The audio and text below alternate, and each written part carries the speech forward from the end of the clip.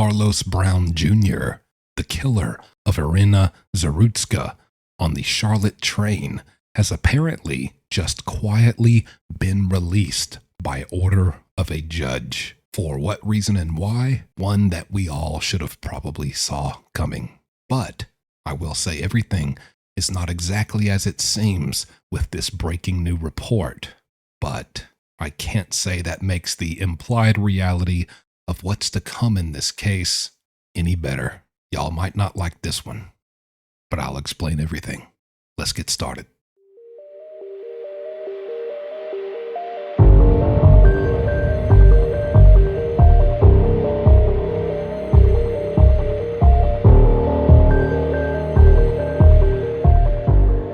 So first up, I'll read you the initial report that one journalist on social media put forward. Very compelling stuff. We'll pop it up here right now. And then I'm going to let you know what I found once, of course, I had to take a little bit deeper look into it and do my own research. So I'll let you know what I found there and then kind of summarize two possibilities that are on the table here based off of all that I've gathered.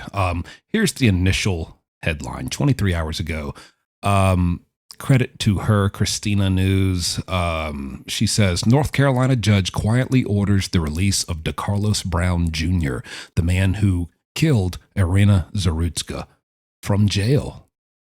Democrat Superior Court Judge Roy Wiggins signed an order transferring murder suspect DeCarlos Brown Jr. from Mecklenburg County Jail to Central Regional Hospital in Butner for a 60-day mental health competency evaluation. The judge wants to find out if Brown Jr. is fit to stand trial, but critics claim the judge is using a loophole to release a violent offender back into the streets under the guise of treatment. The evaluation was requested by his public defender, citing a, quote, long history of schizophrenia, which we have already heard about his schizophrenia before, which could lead to an insanity defense or indefinite hold, shielding Brown Jr. from being held accountable in the train attack. Zarutska's boyfriend slammed Wiggins as unqualified, vowing Brown will never see the light of day, while Republicans warn this exemplifies Democrat-driven leniency that endangers the public. Okay. She goes on to say Brown faces the death penalty or at least life in prison for the transit killing. However, the evaluation could stall state and federal trials indefinitely. The order follows the decision of Magistrate Judge Teresa Stokes, who freed Brown on a written promise despite his 14 arrest history just before Brown Jr. repeatedly stabbed Zarutska on the train. Pretty wild stuff, am I right? Now, initially, this makes it seem, judge has released DeCarlos Brown Jr. and he's going to a mental hospital and he'll be fine. In reality, and if you really pay attention to the wording there, I'm not saying that she didn't accurately portray this.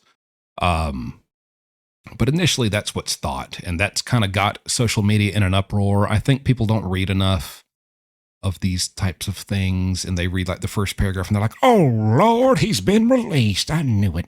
Dang it. Which, it's still not good what's happening, but it is due process, and this is how it works, and this could be a loophole, as you heard, but basically, it's not that he's being released from jail indefinitely. He is being sent to a mental hospital to be evaluated for a 60-day time period to determine if he is competent to stand trial. Now, I did look into how that stuff kind of works. First off, what I found is there is a significant distinction between the fact that they are evaluating whether or not he is competent to participate in his own defense during trial and overall just stand trial and go through a trial period. They are not evaluating whether or not he was mentally present or competent or insane at the time of his murders. Okay? And if that makes you feel any better, like, oh, okay, I see. Don't, because it really doesn't change anything from what I've found. They do their evaluation 60 days. That's 60 days he gets out of jail, right? What happens if he's found incompetent? Competency restoration is the first point here. The defendant will be ordered to undergo treatment to try and restore them to competency so that they can participate in the trial. Well, I'll tell you now, there are some people who try to trick the system and plead insanity and stuff, and usually that goes about as well as if you're familiar with the people, if you've ever seen the body cams of people who try to, they get pulled over by police and they're like, I'm a sovereign citizen. I'm not driving. I'm traveling. It always ends in arrest, right? It never works. And that's usually the case for people who are like, I'm going to try to actually plead insanity when you're actually genuinely not insane. And they try to have outbursts and shave their head in funky patterns and like throw milk, and just be crazy and try to convince everyone they're crazy. But actual psychiatrists and psychologists and experts that's not what makes you crazy. That's not what really flags up the crazy factor here. And so that's where people always go wrong with that. But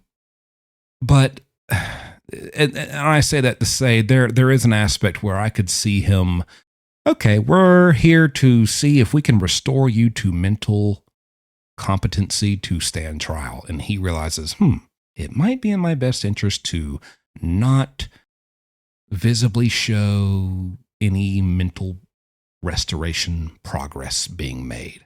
If he can pull it off, he can pull it off. If he can't, he can't. But he will probably at least, wouldn't you assume, make the effort to show that he's not able to be restored to competency. So there's that to think about. Now, the next bullet point, trial may proceed later. If the defendant becomes competent, the trial can proceed. It'll just, it'll be a little later. Charges may be dismissed eventually. If the defendant cannot be restored to competency within a certain time frame, the charges may be dismissed. That is absolutely ridiculous. If you are not competent to stand trial and you are that much out of your mind, you don't need to be in society. Especially when the charges are the fact that you just stood up and randomly stabbed a woman for being white. And then you have the nerve to tell your mother it's the material that the government put in my body and then they controlled it with a PlayStation controller to make me stab that woman. You don't need to be well, he's crazy. Yeah, we know he'll go on crazy tangents and start murdering people, but hey, the man's crazy. He can't be held accountable for what he did when he was having a little episode. Let him back into society so he can still be that crazy. No, that's ridiculous. Ridiculous. And it is so scary that is actually a possibility and a reality of a potential outcome in this case. When I know so many are heartbroken and outraged, and I know this rattled people just like it rattled people to see the Charlie Kirk footage. Both of those rattled me, seeing that footage. And I've done 10 years in prison. I have seen people cry, grown men cry for their mother. I have seen the toughest of gangsters cry and beg and plead and just, I have seen, and people often ask me, what's the worst thing you saw in prison? And I always respond with, it's not even what I've seen. It's what I've heard. It's the noises and sounds and voices and pleas and cries for help and the outbursts to God himself that I have heard from these hardened, grown men that stick with me and that I can't unhear.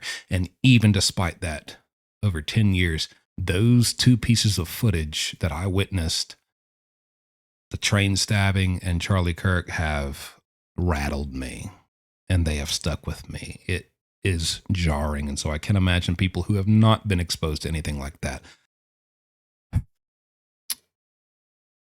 Let's move on. Incompetence versus insanity. Competency relates to the defendant's mental state at the time of their trial, affecting their ability to participate in their defense. Insanity relates to the defendant's mental state at the time the crime was committed, determining their criminal responsibility for the act. A finding of incompetence does not mean the defendant is not guilty by reason of insanity. And okay, I hear you. There's that. I hear you.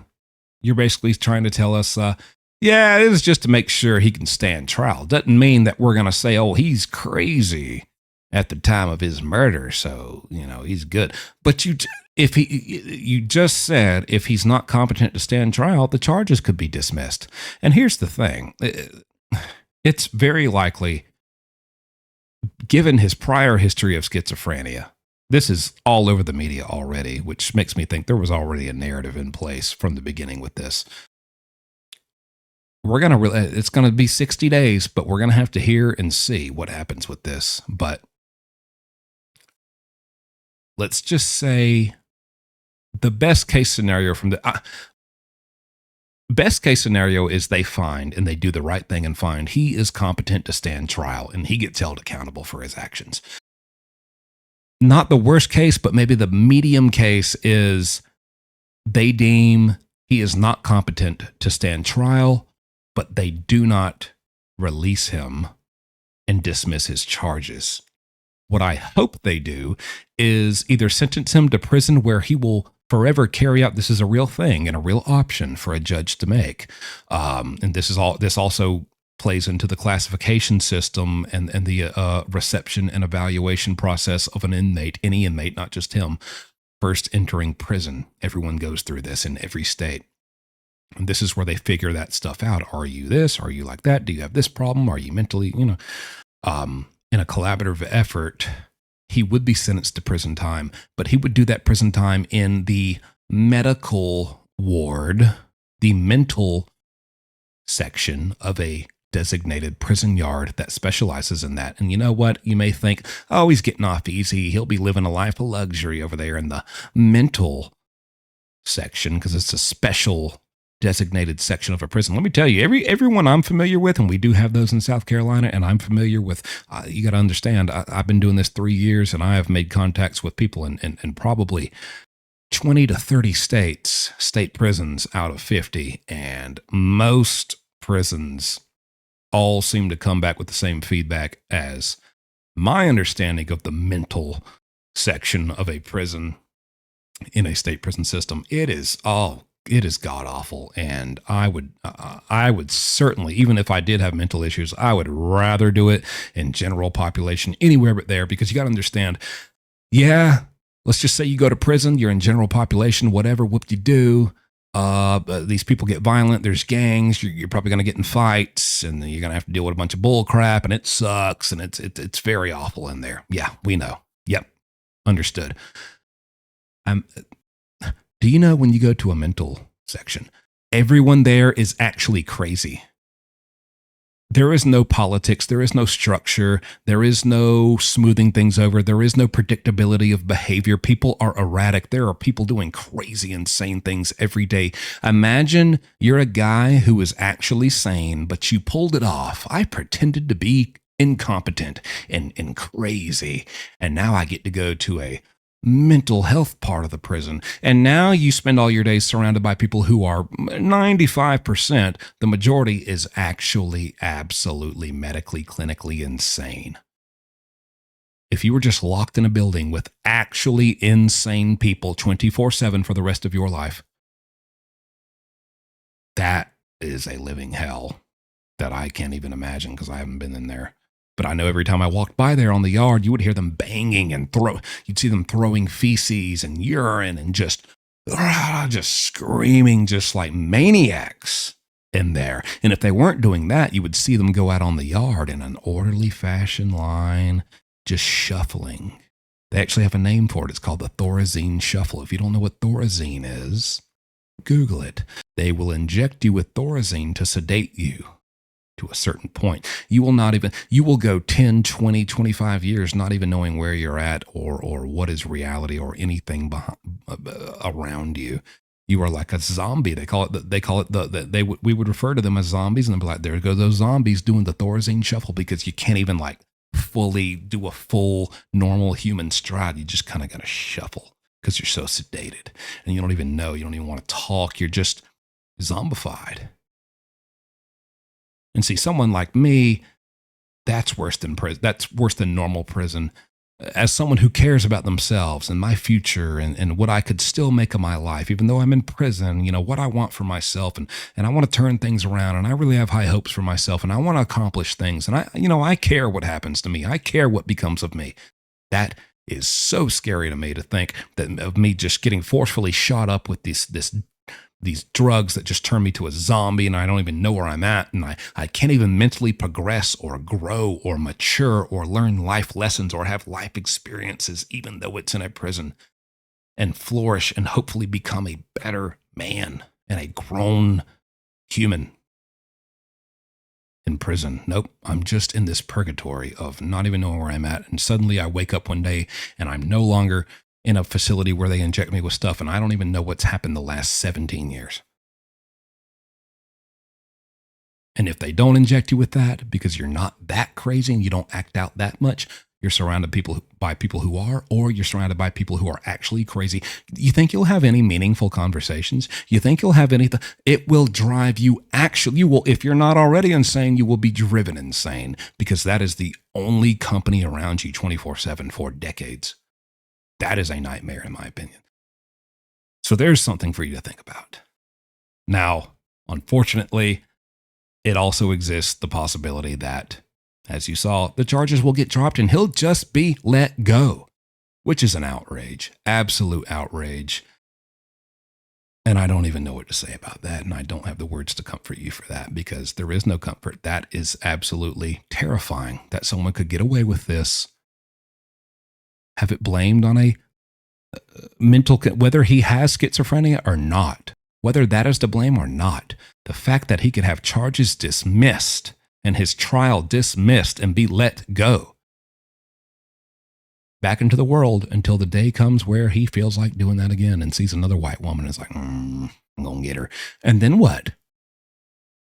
Why would that outcome in court be any different once he does it again and again and again? I mean, heck, he's already done stuff and gotten out 14 times. What's 15, 16, 17, 20, 30, 50? That is absolutely terrifying. We can only stand by and watch and hope that the justice is served and the right thing is done.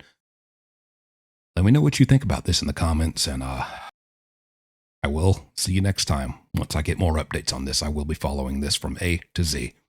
Guaranteed. Thanks for watching.